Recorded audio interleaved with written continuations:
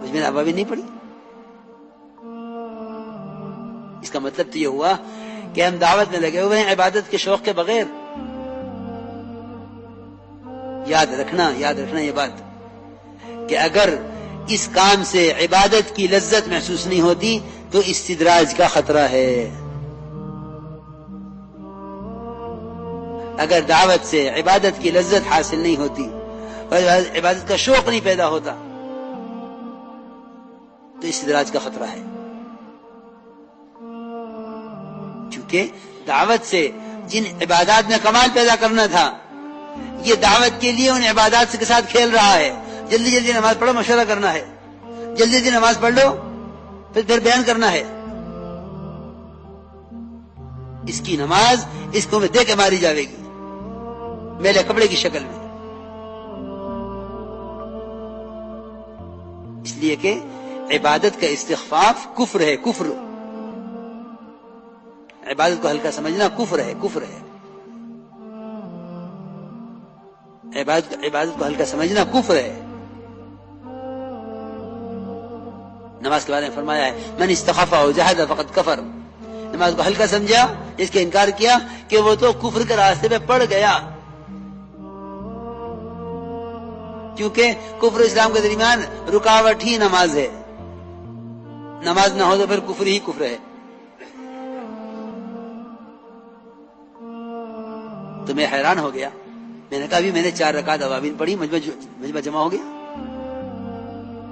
اس سارے مجمع نے اوابین کیوں نہیں پڑھی؟ کیونکہ صحیح حدیث ہے کہ جو شخص مغرب کی نماز کے بعد 6 رکعت اوابین کی پڑھ لے، بعض نے 2 سنتوں کو شامل کیا ہے، بعض نے نہیں کیا ہے، 4 پڑھ لے یا 6 پڑھ لے، کہ جو شخص مغرب کے بعد اوابین میں 4 رکعت یا 6 رکعت پڑھ لے کہ اس کو اس 6 رکعت پر 12 سال کی عبادت کا پورا ثواب ملتا ہے. کتنے سال کی عبادت؟ 12 سال کی عبادت. 12 سال کی عبادت کا ثواب. نماز کا اگر نماز قائم کر لی جائے، واقعی نماز قائم کر لی جائے تو یقینی بات ہے کہ پورا دین قائم ہو جائے گا. کیونکہ آپ نے فرمایا ہے، یقینی بات ہے، من اقامها فقد اقام الدین. جس نے نماز کو اس طرح پڑھ لیا جس طرح نماز پڑھنے کا حکم ہے، من اقامها، جس نے نماز کو اس طرح پڑھ لیا اس طرح پڑھنے کا حکم ہے، اس نے اپنے پورے دین کو قائم کر لیا ہے. کیونکہ پورے دین کا سدھار اور پورے دین کا قیام وہ نماز پر موقوف ہے.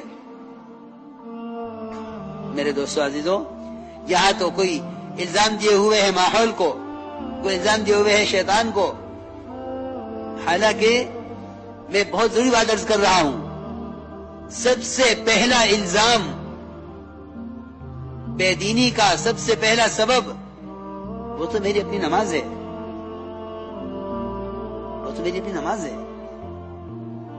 تو یہ بات دیکھنے کی ضرورت ہی نہیں ہے.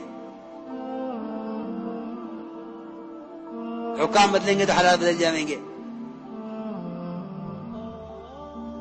ماحول بدلے گا تو حالات بدل جائیں گے. نہیں، سارے دین کا مدار تیری اپنی نماز پر ہے.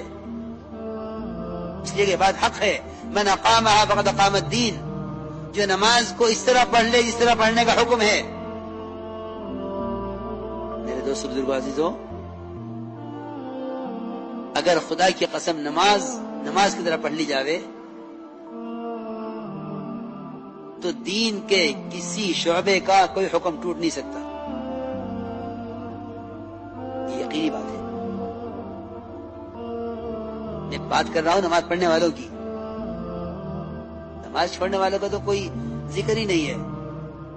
کیونکہ نماز کا چھوڑنا تو یقیناً کفر ہے. بعض کے نزدیک واجب القتل ہے اور بعض کے نزدیک واجب القید ہے کہ اس کو قید کر دیا جائے ہمیشہ کے لیے. امام صاحب کا مطلب تو قید کرنے کا ہے.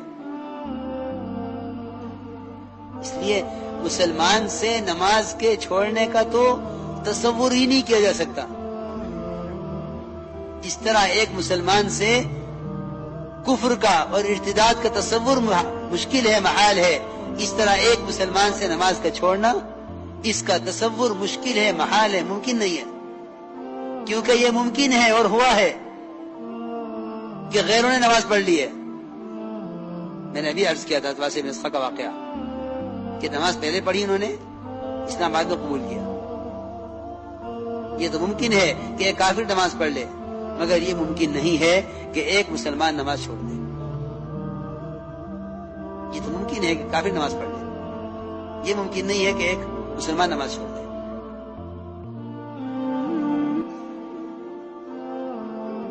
تو میں تو عرض کر رہا ہوں نماز پڑھنے والوں کی بات ہو رہی ہے